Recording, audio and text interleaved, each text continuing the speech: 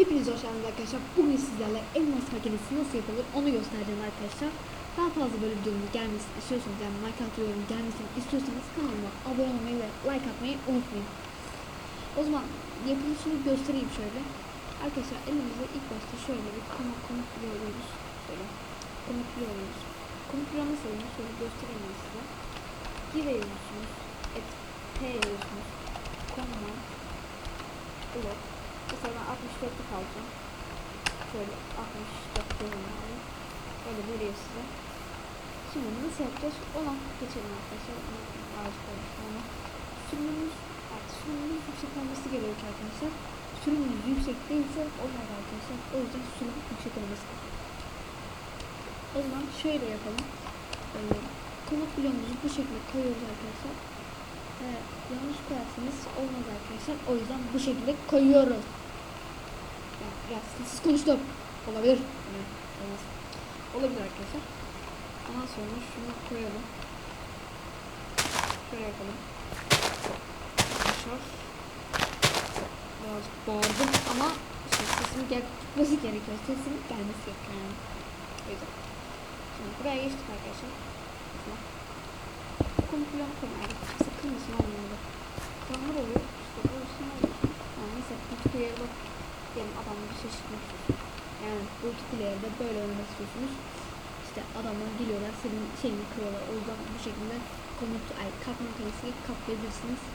Yani istediğinizi kaplayabilirsiniz. O yüzden böyle. Tamam, fazla zaman şöyle yapalım. Şunu tıklıyoruz arkadaşlar. Ondan sonra ben size linkte vereceğim arkadaşlar. Onu kopyalı yapıştır yapın. Yani şöyle. Şunu kopyalı yapıştır yapın. Mesela Diamond Tor dedim. Diamond Tor dedim. Diamond Tor dedik şöyle. Arkadaşlar ondan sonra ne yapıyoruz? Şurayı geçiyor bir abi. Bunu da almamız gerekiyor. Gözlemci. Şuradan da bulunuyordu. Şuradan sürümünün yüksek olması gerekiyor. Ondan sonra bunu koydum. Diamond Ore yazdım ben. Diamond Ore yazdım. Evet doğrudur. Diamond Ore yazdım.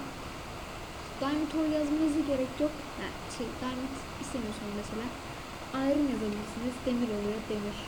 Ondan sonra Diamond silin. Oraya onu yazın. Sonra Gold yazın. Mesela ben yazayım şimdi. İkisini de yapayım. Göstereyim artık.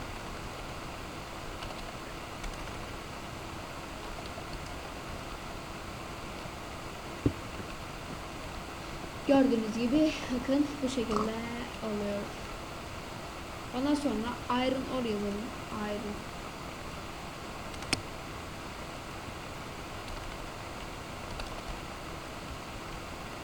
Şunu kırdığımızda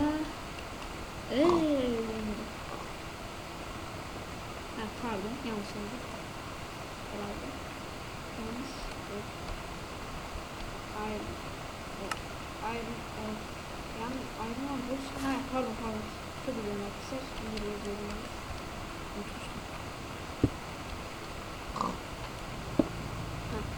Bu şekilde oluyor arkadaşlar. Gerisini şöyle kapatalım.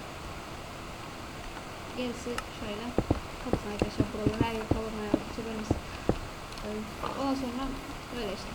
Umarım videomu beğenmişsiniz. Like atmayı, abone olmayı unutmayın. O zaman bye bye.